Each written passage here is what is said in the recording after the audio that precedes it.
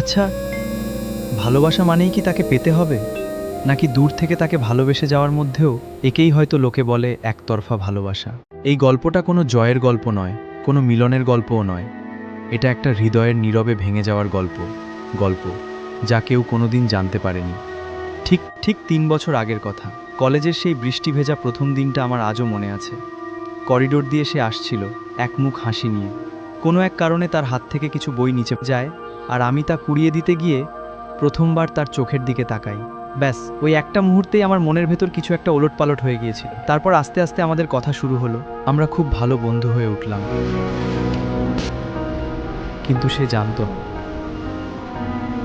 আমার এই বন্ধুত্বের আড়ালে একটা গভীর নদী তৈরি হচ্ছিল, যার প্রতিটি ঢেউয়ে শুধু তারই নাম লেখা ছিল। আমরা ঘন্টার পর ঘন্টা পার্কের ওই গল্প করতাম, একজোড়া ইয়ারফোন ভাগ করে দুজনে একই গান শুনতাম। সে যখন হাসতো তখন মনে হতো পৃথিবীর সব আলো বুঝি তার ওই হাসির মধ্যেই লুক শুনতে পেয়ে যাবে। আমি বারবার ভাবতাম, সেও কি আমার মতোই ভালোবাসে, নাকি এটা শুধুই আমার মনের একটা ভুল ধারণা? কত রাত আমি আয়নার সামনে দাঁড়িয়ে প্র্যাকটিস করে তাকে কিভাবে আমার মনের কথাটা বলবো। ভেবেছিলাম কোনো এক আমি তোমাকে আমার জীবনের চেয়েও বেশি ভালোবাসি। কিন্তু প্রতিবার যখন তার সামনে যেতাম, কেমন যেন একটা অজানা ভয় আমাকে গ্রাস করত। জানিস, এই ছেলেটাকে আমি খুব ভালোবাসি। ও আজ আমাকে প্রপোজ করেছে। কি বলছিস সেগুলো? কথাগুলো শোনার পর মনে হলো আমার পায়ের তলার মাটি আচমকা সরে গেল। আমার চারপাশটা যেন স্তব্ধ হয়ে গেল, বুকটা ফেটে যাচ্ছিল, কিন্তু আমি কাঁদতেও পারছিলাম না। নিজের সব কষ্ট লুকিয়ে মুখে একটা মিথ্যে হাসি ফুবনা। খুব খুশি হলাম রে তোর জন্য। ও জানতেই পারলো না ওর ওই খুশির আড়ালে একটা মানুষ জ্যান্ত মরে গেল।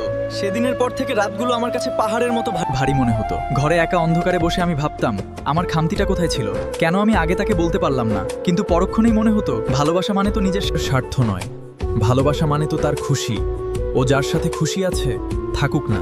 আমি না হয় তার জীবনের সেই গোপন ডায়েরি হয়েই থেকে যাব, যার পাতাগুলো সে কোনোদিন উল্টে দেখবে না। একতরফা ভালোবাসার সবচেয়ে বড় কষ্ট এটাই, এখানে নিজের কষ্টটা অন্য কারোর সাথে ভাগও করা যায় না। সময় পেরিয়ে গেল, সে আজ অন্য কারোর জীবনের স্মৃতি হতে যাচ্ছে। যখন সে বিদায় নিচ্ছিল, সে একবার আমার দিকে তাকিয়ে হাসল। আজ অনেক বছর কেটে গেছে, সে এখন নিজের সংসারে ব্যস্ত। হয়তো কোনোদিন আমার কথা তার মনেও পড়ে না, কিন্তু আমি আজও তাকে ঠিক আগের মতোই ভালোবাসি। একতরফা ভালোবাসা আসলে কোনোদিন মরে না, এতে কোনো পাওয়ার দাবি থাকে না, কোনো অভিমান থাকে না। এই ভালোবাসাটা সম্পূর্ণ নিজের।